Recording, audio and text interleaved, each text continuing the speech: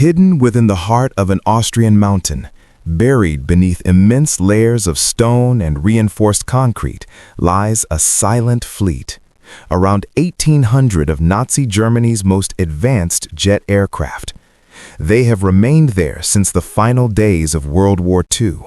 No evacuation, no destruction, just abandonment. Left behind, entombed and forgotten for generations.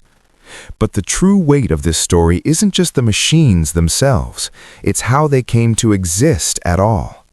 Because these aircraft were not built in ordinary factories, they were constructed in total secrecy, deep underground, carved into a mountain by forced laborers, while Allied bombers relentlessly pounded every industrial site above the surface. This is the story of Bergkristall. This is the story of the Me-262, and this is the story of a project so ambitious, so desperate, that it ended not with victory, but with silence, darkness, and sealed stone. It begins in 1943. Germany is losing the war. Not in public speeches or propaganda, but behind closed doors, among the leadership, the reality is becoming impossible to ignore. Casualty lists are growing, strategic maps are bleeding red, Allied bombing campaigns are expanding with terrifying efficiency. The Americans and the British have realized something crucial. You don't need to defeat an army soldier by soldier if you can destroy the system that arms them. So they strike from above, targeting factories, railways, fuel depots, crippling Germany's ability to sustain war. By day, American bombers dominate the skies. By night, the Royal Air Force continues the assault. Together, they create an unrelenting cycle of destruction, what would later be known as around-the-clock bombing. For German industry, there is no recovery, no pause, just impact after impact. By this point, the aviation sector is collapsing. Major production centers are repeatedly struck, facilities vanish overnight, machineries twisted into scrap, skilled engineers are killed in their sleep, entire assembly lines are erased in a single raid. And yet, looming over this chaos is a weapon that could change everything. The Messerschmitt Me-262. A jet-powered fighter capable of speeds no Allied aircraft can match, faster than anything in the sky, deadly, revolutionary. In theory, it could shatter Allied bomber formations and reshape the air war entirely. But there's a problem. Germany can't build enough of them. Despite having the technology, the designs, and the engineers, the production numbers are shockingly low. Fewer than 30 operational aircraft are completed across 1943 and early 1944. Against thousands of Allied planes, it's nothing. The issue isn't knowledge, it's survival. Every factory above ground is a target. So a radical idea emerges. What if the factory wasn't above ground at all? What if it couldn't be bombed because it couldn't be seen? The man tasked with turning that idea into reality is SS General Hans Kammler, a figure known not just for efficiency, but for ruthless execution. He had already overseen some of the most horrifying construction projects of the regime. He understood how to build quickly, regardless of human cost. And when the order comes to create an underground facility for jet production, he acts without hesitation. The chosen location lies in Upper Austria, near the Gusen concentration camp system. This is no coincidence. The labor force is already there, prisoners who can be forced to work without limit. What follows is almost unimaginable. Instead of hiding a factory, they create one by hollowing out an entire mountain. The project is codenamed Bergkristall, rock crystal. Beginning in 1943, thousands of prisoners are driven into the granite hills, tasked with carving vast tunnel systems deep into the earth. They work with drills, explosives, and hand tools, day and night. The goal, tens of thousands of square meters of underground space, large enough to house full aircraft assembly lines. And they achieve it. But the cost is staggering.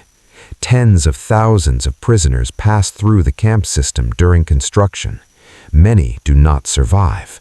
Exhaustion, starvation, violence, collapsing rock, and toxic dust claim lives daily. Some estimates suggest a death toll so high that for every meter carved into the mountain, a life was lost. This factory is built on suffering. And yet, against all odds, it is completed. By mid-1944, production begins. Inside the mountain, assembly lines come alive.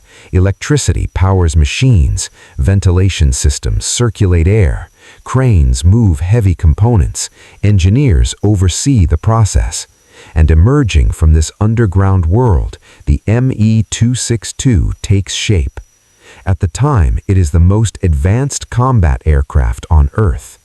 Powered by twin turbojet engines, it reaches speeds over 540 miles per hour, far beyond its contemporaries. Armed with devastating cannons, it can tear through bomber formations in seconds. To Allied commanders, it represents a serious threat, a potential game changer. But despite its capabilities, the program falters. Delays in development, strategic missteps, fragile engines with short lifespans, fuel shortages, inexperienced pilots, all of it combines to limit its impact. Even as production ramps up, reaching dozens of aircraft per month, the war is slipping away. Meanwhile, the Allies adapt. Unable to match the jet in speed, they target it where it's weakest, during takeoff and landing. Fighter pilots wait near airfields, striking when the jets are slow and vulnerable. It works. Losses mount.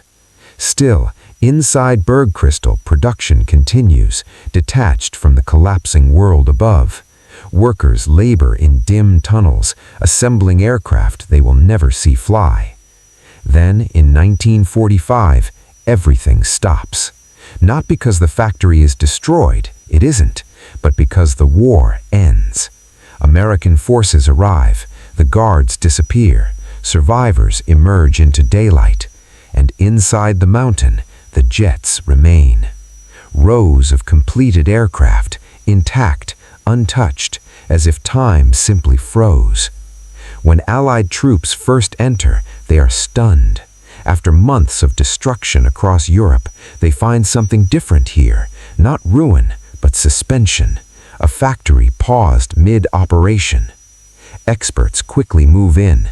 They study the technology, dismantle components, and ship valuable designs back to analysis. What they discover helps shape the future of aviation. But most of the aircraft stay where they are. Removing them is too complex, too costly, too low a priority in the aftermath of war. So a decision is made. The tunnels are sealed, entrances collapsed, passages blocked. The mountain closes once again, this time for good. And inside, the aircraft remain. Decades pass. The world moves on. The Cold War begins. Attention shifts. Only later do historians begin to fully understand what lies hidden beneath that mountain. Surveys confirm the vast network. Records and testimonies piece together the scale. Today, parts of the site can be visited. The tunnels that remain open serve as a memorial, honoring those who suffered and died there. But the sealed sections remain inaccessible. The aircraft are still inside, preserved in darkness, buried beneath rock. Some argue they should remain untouched, a grave, not a museum. Others believe excavation could reveal invaluable history. But for now, the mountain holds its silence. The Me-262s remain where they were left, symbols of both innovation and brutality. Because this story is not just about machines, It is about what it cost to build them. And the truth is unavoidable. The future of aviation was forged in part in a place where thousands were forced to work, suffer, and die. The technology survived. Most of the people did not. And deep beneath an Austrian mountain, that legacy still rests, unchanged, unmoving, and sealed in darkness.